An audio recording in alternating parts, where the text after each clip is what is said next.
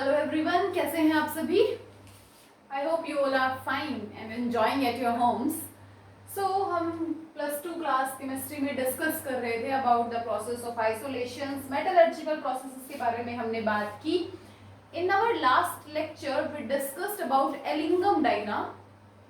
आज हम डिस्कस करेंगे अबाउट एक्सट्रैक्शन ऑफ आयरन के बारे में। I am not very good with drawing but I will try. कुछ बनाया है ब्लास्ट फर्नेस जिसको हम एक्सट्रैक्शन ऑफ आयरन में यूज करेंगे। So the first thing is extraction of iron simply means कि हमें आयरन की ओर से वेरियस प्रोसेसेस लगा के आयरन को वहां से बाहर निकालना है। So the first thing is कि आयरन किस किस फॉर्म में अर्थ क्रस्ट में हमारे पास अवेलेबल है। So the first point of extraction of iron is in between, कहीं हमें ये चीज यूज करनी है। So the first thing is occurrence of iron. The first point in extraction of iron is ores of iron.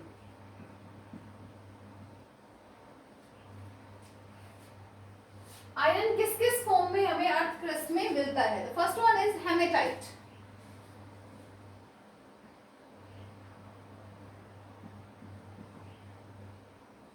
Haematite is Fe3O4, Fe2O3. Hematite is Fe2O3, not Fe3O4. Fe2O3 is known as hematite and also called, hematite को red oxide of iron भी बोलते हैं। Hematite is also known as red oxide of iron. Second one, limonite. Limonite और Fe2O3.3H2O. This is known as hydrated oxide of iron. इसको हम कहेंगे hydrated oxide of iron. Next one is magnetite.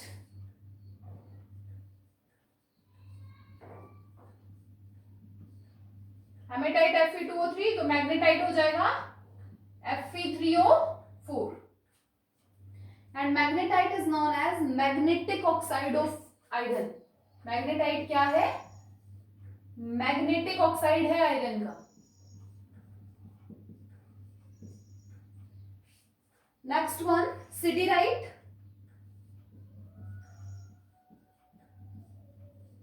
Also known as spathic ore.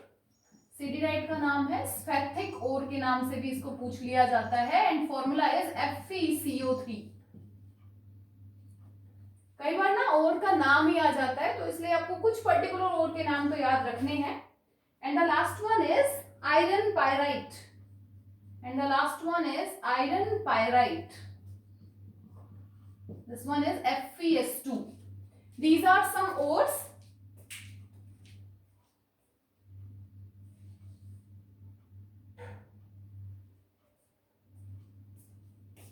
In different forms में हमें iron earth crust में मिलता है।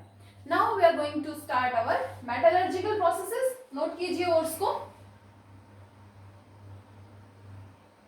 And we are going to extract our iron with the help of hematite ore.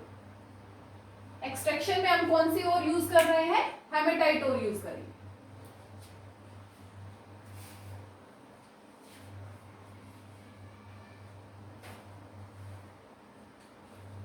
Next one, processes.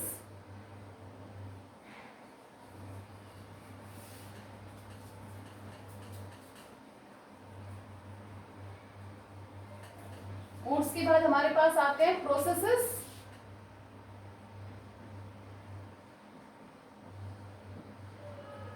पहला वही mining, crushing, grinding. सो पहला process रहेगा concentration में।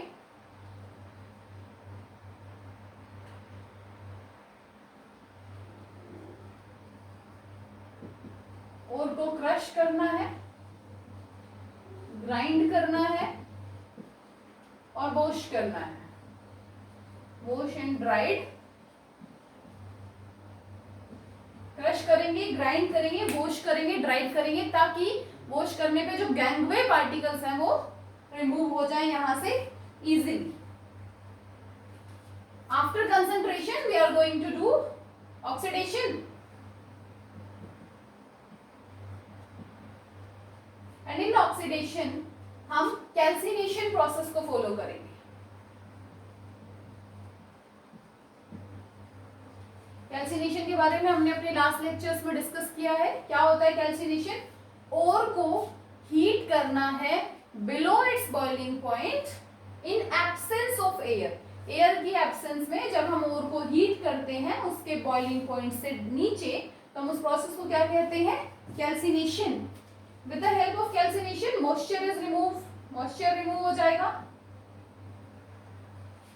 Moisture remove. volatile impurity is removed.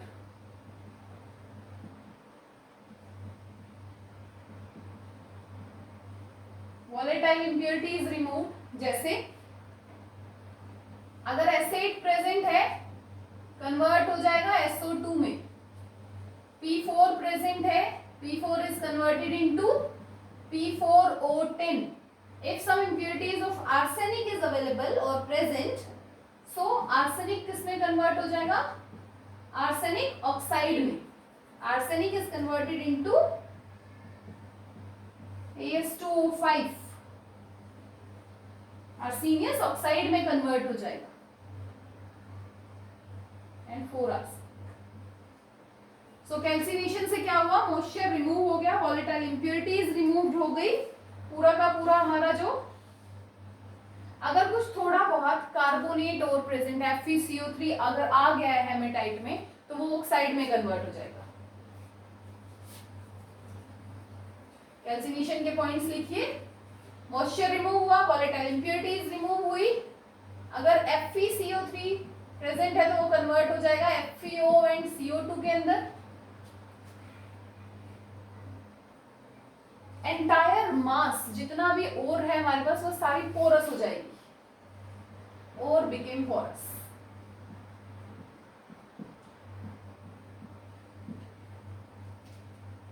And reduction is easy. So पहला process हमने discuss किया concentration. Second process हमने discuss किया ऑक्सीडेशन. ऑक्सीडेशन में हम कैल्सिनेशन को फॉलो अप करेंगे. आफ्टर कैल्सिनेशन जब और पोरस हो चुकी है, अब हम बात करेंगे रिडक्शन की. और रिडक्शन हम करते हैं इस फर्नेंस के अंदर. So the third point is reduction. Third point is reduction.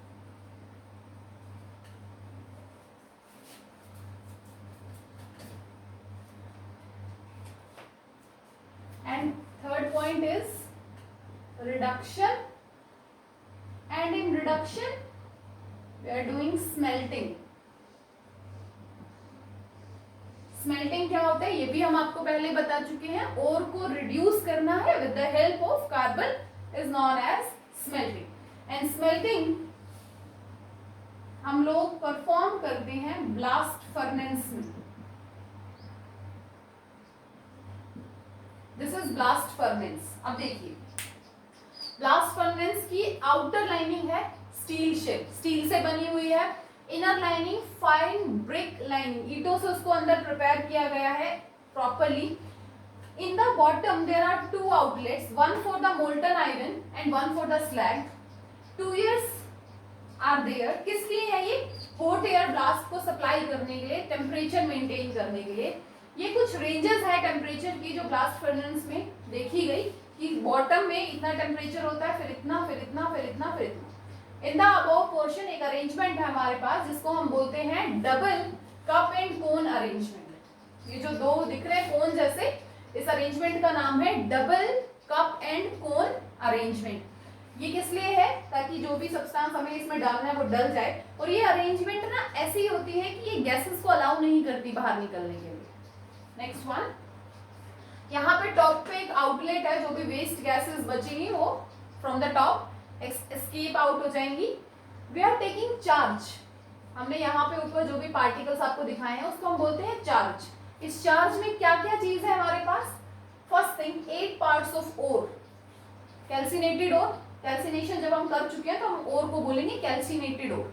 तो यहाँ पे 8 पार्ट तो हमें अपने ओर के लेने हैं, 4 पार्ट हम कार्बन के ले रहे हैं और 1 पार्ट हमने लाइमस्टोन का चूज किया है।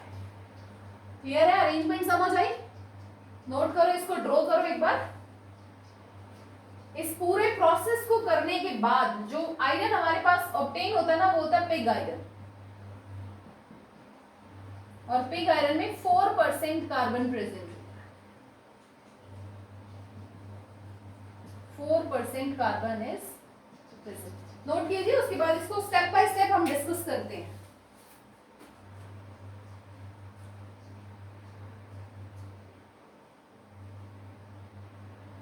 ये जो अलग अलग टेम्परेचर है, ये अलग अलग जोन्स हैं हमारे रिडक्शन के, अलग अलग जोन में अलग अलग सब्सटेंसेस रिड्यूस होंगे, वो देखेंगे अभी कैसे। तो रिडक्शन हम कर रहे हैं ब्लास्ट फर्नेस में। ब्लास्ट फर्नेस में double cup and cone arrangement है। We are taking charge. Charge के अंदर 8 पार्ट क्या है? और है, 4 पार्ट्स कार्बन के हैं और 1 पार्ट लाइमस्टोन का है। इन द अबव पोर्शन, यहाँ पे इस पोर्शन में जो हमारी ओर है वो पोरस हो जाएगी। Or becomes porous and moisture removed,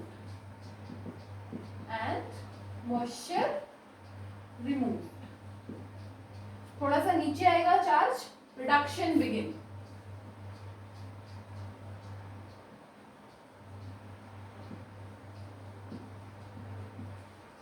पहले और पोरस होगी, फिर रिडक्शन स्टार्ट हो जाएगा। Around here slag formation takes place.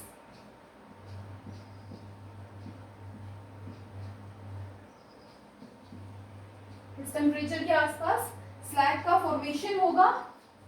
Eight this temperature iron and slag melts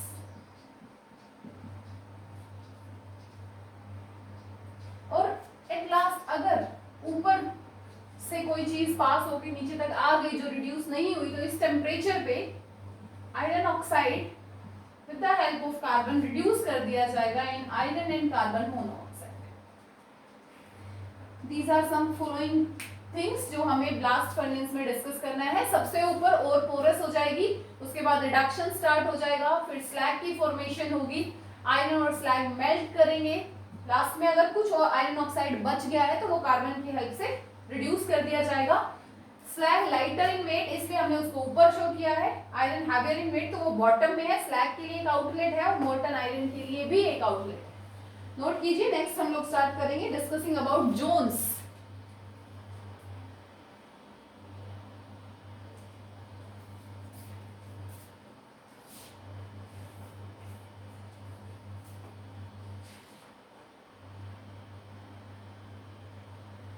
probably हम 4 जोन डिस्कस करते हैं: combustion, fusion, slag formation and reduction zone. So let's start discussing zones. I hope note कर लिया होगा। अगर यहाँ तक इस डायग्राम में कुछ समझ नहीं आता तो आप पूछ सकते हैं। अलग अलग हमने टेम्परेचर्स पे आपको बताया कौन कौन सी चीज हो रही है। So now let's start discussing about Jones.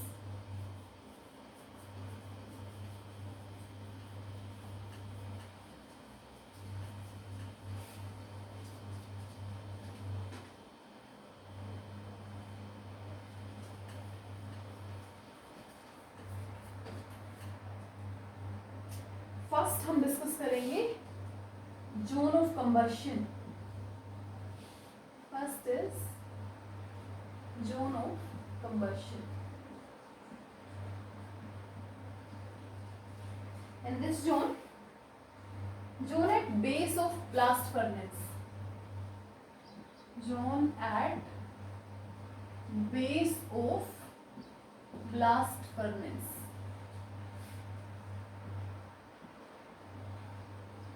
Base में जो जोन प्रेजेंट है उसको हम कहेंगे zone of combustion. Helps in burning of carbon which produce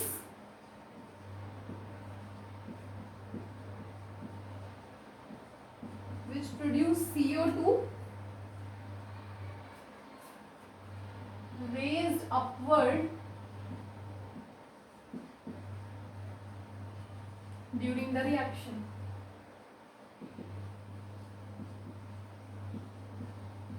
नीचे से हॉट एयर आ रही थी, उस हॉट एयर ने कार्बन के साथ रिएक्शन करके CO2 को बनाया. This is highly exothermic reaction. Delta Hg is negative. Energy release हुई, टेम्परेचर राइज किया. This is zone of combustion. Base पे जो जोन प्रेजेंट है ये उसकी reaction. Next one is fusion zone. Next is zone of fusion. In this zone, CO2 comes in contact with the layers of cork and get reduced to carbon monoxide. क्या हो रहा है इस zone में? In this zone, ये जो CO2 है ये बचे हुए कार्बन के साथ रिएक्ट करके कार्बन मोनोऑक्साइड बना रहा है, जो कि रिड्यूसिंग एजेंट का काम करेगा. In this zone, carbon dioxide comes in contact with, in this zone CO2 comes in contact with cork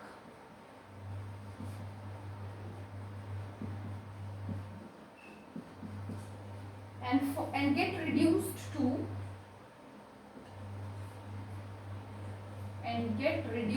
to CO. This reaction is endothermic.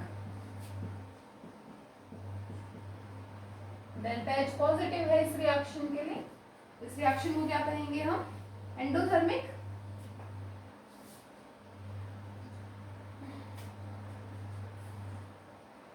The iron produced, जो ऊपर आयरन प्रोड्यूस हुआ है वो melt कर जाएगा इस रीजन में. The iron produced melts. अगर थोड़ा बहुत Fe2O3 बचा हुआ है और वो इस रीजन तक पहुंचता है तो वो रिड्यूस कर दिया जाएगा with the help of carbon to Fe plus 3CO plus heat.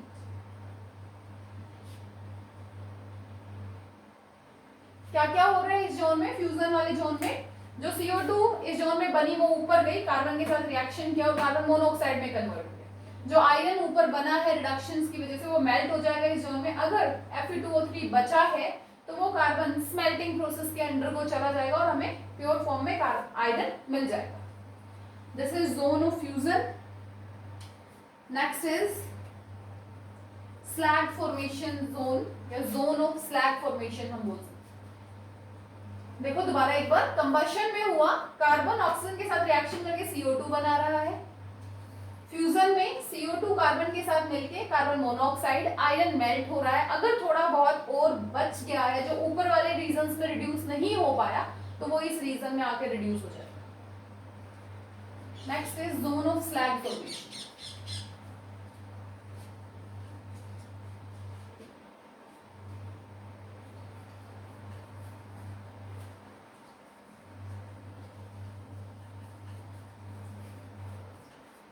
Slag formation में स्लैग का फॉर्मेशन होगा.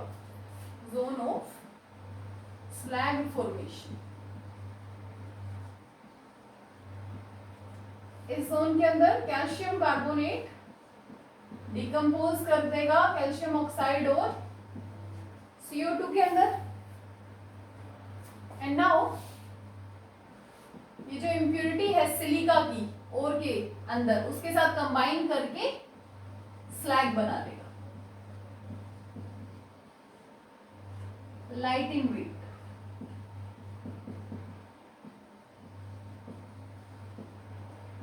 इसीलिए मोल्टन आयरन के ऊपर फ्लोट करता है और उसको हम एक अलग ओपनिंग की हेल्प से रिमूव कर देते हैं. Zone of slag formation. Next one is zone of reduction.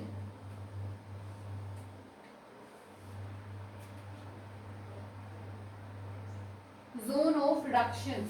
This one is third zone. and next our zone is zone of reduction. Around ये जो जोन रहता है ये 500 केल्विन से 900 केल्विन तक रहता है। और क्या होता है इस जोन के अंदर, Fe2O3 हमारी आयरन की ऑक्साइड मोनोऑक्साइड के साथ कंबाइन करके Fe3O4 बना लेती है विद CO2। बैलेंस करो रिएक्शन को। 6 आयरन 9 ऑक्सीजन 9 and 10 4 2 जो 8 and 10 बैलेंस है।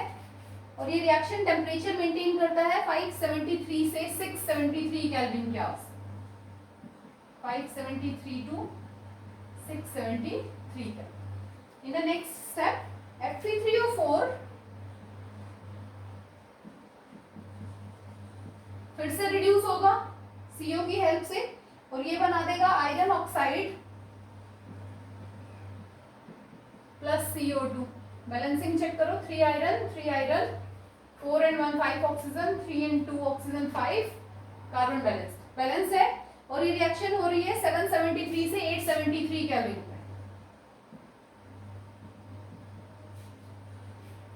नेक्स्ट Fe2O3 या तो इसमें कन्वर्ट हो जाएगा या डायरेक्ट इस मोनो ऑक्साइड की वजह से किसमें कन्वर्ट हो जाएगा, ऑक्साइड में। Plus and this one from 773 to 873।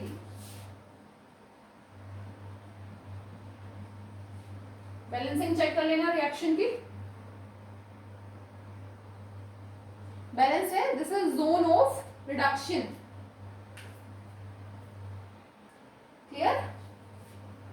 Eight the lower part जो सबसे नीचे है वहां पे ये ऑक्साइड हमारा किस में कन्वर्ट हो जाता है, आयरन में। ये हमने अभी आपको थोड़ी देर पहले जब डायग्राम लिखा था तो हमने लिखा था, लिख लीजिए इस पॉइंट को फिर से एक बार।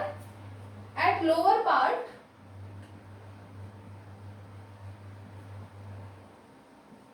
Of blast furnace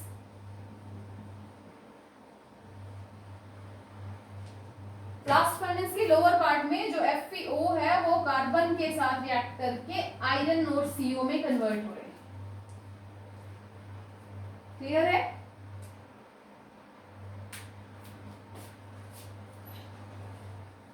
after Jones जो आयरन हमें ऑब्टेन हुआ वो पेग आयरन है। उसके अंदर 4% तक कार्बन है। पिग आयरन से हम आयरन के वेरियस फॉर्म्स को डेवलप करते हैं, cast iron, wrought iron, steel.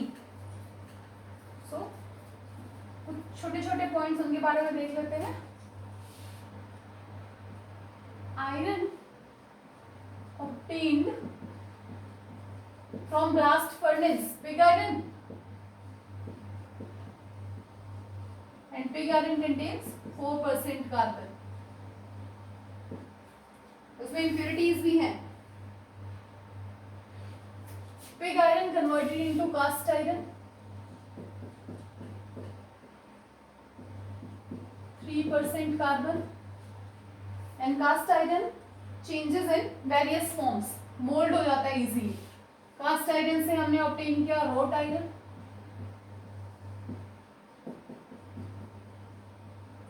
Hardest form of iron. Iron की हार्डेस्ट फॉर्म अगर आपसे पूछी जाए तो कौन सी है, road iron. One is steel, एक अलॉय है जिसमें अराउंड 0.1 to 0.7% कार्बन होता है। 0.1 से 0.7% कार्बन। और स्टील को बनाया जाता है इन बेस्मर कन्वर्टर।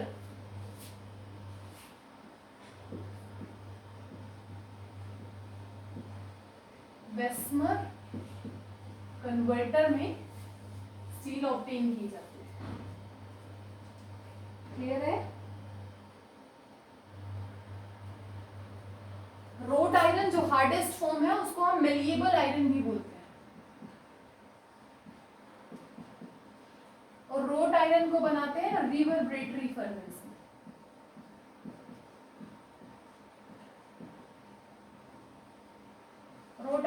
किसमें ऑब्टेन किया जाता है? रिवर्बरेटरी फर्नेस में। ये प्योरेस्ट फॉर्म है आयरन की,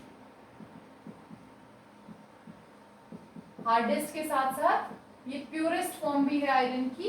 इसमें 0.5% कार्बन होता है। Road iron also known as malleable iron, hardest form, purest form obtain होती है रिवर्बरेटरी फर्नेस में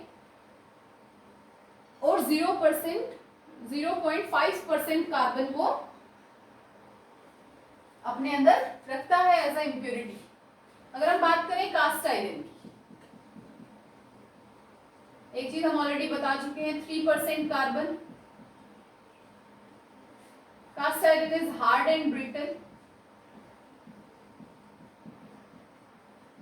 शेप चेंज करता है अपना। प्रोड्यूस कैसे करते, बनाते कैसे हैं इसको? By heating and cooling of pig iron. Pig iron को हीट करो, ठंडा कर दो, फिर हीट करो, फिर ठंडा कर दो। इस प्रोसेस को रिपीट करने के बाद जो आयरन ऑब्टेन होता है उसको हम कहते हैं cast iron. Its colour is grey in colour. Clear है? This is about cast iron, various forms of iron. छोटे छोटे पॉइंट्स हैं, इनके बारे में नोट कीजिए। उसके बाद हम डिस्कस करेंगे एलिंगम डायग्राम रिलेटेड आयरन, इस तरीके से reducing agents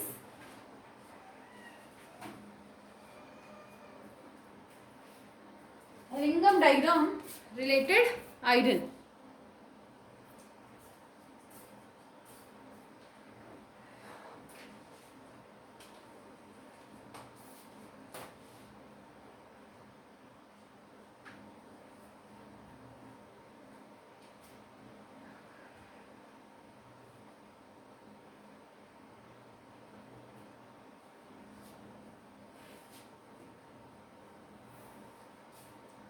okay, so next is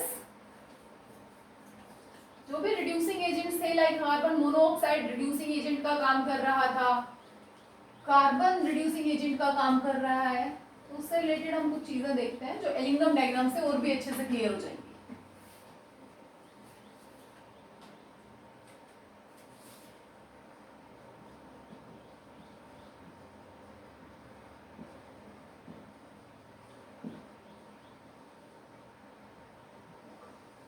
Ellingham diagram क्या था? ये graph between delta G not versus T. Now this is 0 around -100, -200, -400. There is a line for the formation of oxides of iron. Fe plus O2, iron oxide is formed. Sorry.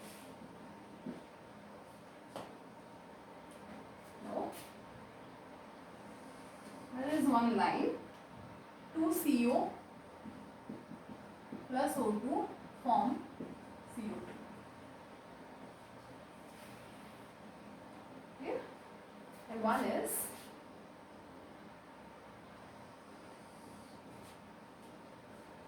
carbon plus O2 form 2CO. Clear है? ये तीन lines हमने show की, एक हमने किया iron के oxide का, एक हमने किया कार्बन का और एक हमने किया CO2 का। तो यहाँ से हम एक चीज बता सकते हैं आपको, हमने क्या बोला था कि जिसका ग्राफ नीचे रहेगा वो ऊपर वाले को रिड्यूस कर सकता है। This temperature is 1073। तो यहाँ से इस डायग्राम से एक चीज क्लियर है, टेम्परेचर इस पर्टिकुलर टेम्परेचर रेंज तक तो कार्बन मोनोऑक्साइड की लाइन नीचे है, तो कार्बन मोनोऑक्साइड रिड्यूसिंग एजेंट का काम करेगा। क्लियर? इस पर्टिकुलर टेम्परेचर के बाद कार्बन का लाइन क्या है, कार्बन का स्लोप क्या है, नीचे आ गया। अब वो ऊपर वाली चीज को रिड्यूस कर सकता है easily. So above 1073 carbon act as reducing agent, below 1073 carbon monoxide act as reducing agent. Clear? देखिए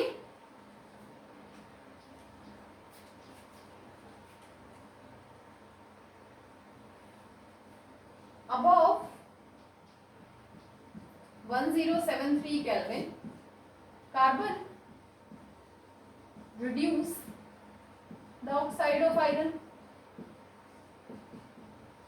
इससे ऊपर क्योंकि इसका स्लोप नीचे है तो अबव दिस ये रिड्यूस करेगा and below 1073 kelvin CO reduce the oxide of iron.